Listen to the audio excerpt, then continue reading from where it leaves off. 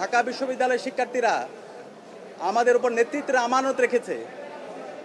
আমরা দৃঢ়কণ্ঠে বলতে চাই, ডাকসু নির্বাচনে ঢাকা বিশ্ববিদ্যালয়ের শিক্ষার্থীরা সাদিক কায়েম, এস এম ফরহাদ, মহিউদ্দিন খান সহ ঐক্যবদ্ধ শিক্ষার্থী জোটের আমাদের প্যানেলের উপর যে আমানত রেখেছে, আমরা সেই আমানতের যথাযথ হক আদায় করবো ইনশাআল্লাহ।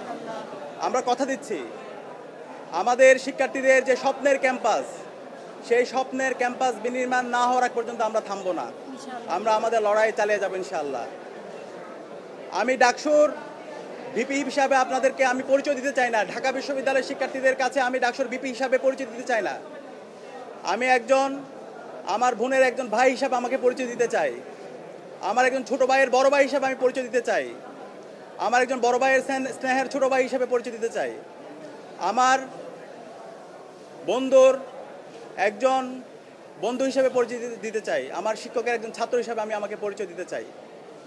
আমি কথা দিচ্ছি, সাদিক কায়েমকে আপনারা যেভাবে দেখেছেন, ডাকসুর ভিপি হওয়ার পরও তার কোনো পরিবর্তন হবে না ইনশাআল্লাহ। শিক্ষার্থীদের যে কোনো সমস্যা, ব্যক্তিগত সমস্যা, পারিবারিক সমস্যা, ক্যাম্পাসের বাইরে যে কোনো সমস্যায় তার পরিবার যেভাবে পাশে থাকে, আমরা ইনশাআল্লাহ কথা দিচ্ছি ঢাকা বিশ্ববিদ্যালয়ের প্রতি শিক্ষার্থীর পাশে আমরা আমাদের সবটুকু দিয়ে পাশে থাকবো ইনশাআল্লাহ। প্রিয় উপস্থিতি, আমরা এই ডাকসু নির্বাচনের দেখতে পেয়েছি, এই নির্বাচন আয়োজন করার জন্য আমাদের বিশ্ববিদ্যালয়ের শিক্ষার্থীরা রাত দিন এক করে কাজ করেছেন। আমাদের শহীদদের আত্মত্যাগের মাধ্যমে আজকে এই ডাকসু নির্বাচন অনুষ্ঠিত হয়েছে এবং এই নির্বাচন সফল করার জন্য আমাদের নারী শিক্ষার্থী যারা আছে তাদের অগ্রণী ভূমিকা ছিল এবং জুলাই বিপ্লবে আমাদের বোনদের আমরা অগ্রণী ভূমিকা দেখতে পেয়েছি। তারা আমাদেরকে সাহস জুগিয়েছে। আমরা আমাদের এই ক্যাম্পাসকে সবার জন্য একটা নিরাপদ ক্যাম্পাস হিসাবে বিনির্মাণ করার আমরা প্রতিজ্ঞা করছি। একই সাথে আমাদের এই ঢাকা বিশ্ববিদ্যালয়ের যেই ধর্মের, যেই পথের, যে মতের, যে আদর্শের লোক না হোক না কেন, আমরা সবাই একসাথে কাজ করব। আমরা এই ঢাকা বিশ্ববিদ্যালয়কে একটা মাল্টিকালচারাল ইনস্টিটিউট হিসাবে আমরা বিনির্মাণ করব এবং আমাদের প্রতিজ্ঞা, আমাদের এই ঢাকা বিশ্ববিদ্যালয়কে আমরা একটি পূর্ণাঙ্গ একাডেমিক ইনস্টিটিউট হিসাবে আমরা পরিণত করব।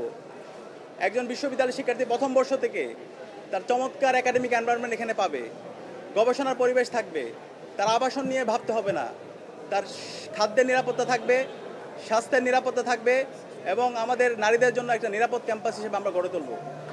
আমরা সবার কাছে দোয়া চাচ্ছি।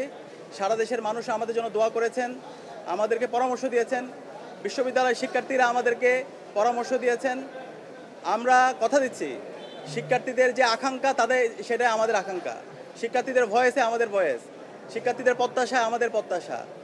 আমরা আমাদের এই ক্যাম্পাসকে স্বপ্নের ক্যাম্পাস বিনির্মাণ না হওয়ার আগ পর্যন্ত আমরা আমাদের লড়াই চালিয়ে যাব ইনশাআল্লাহ।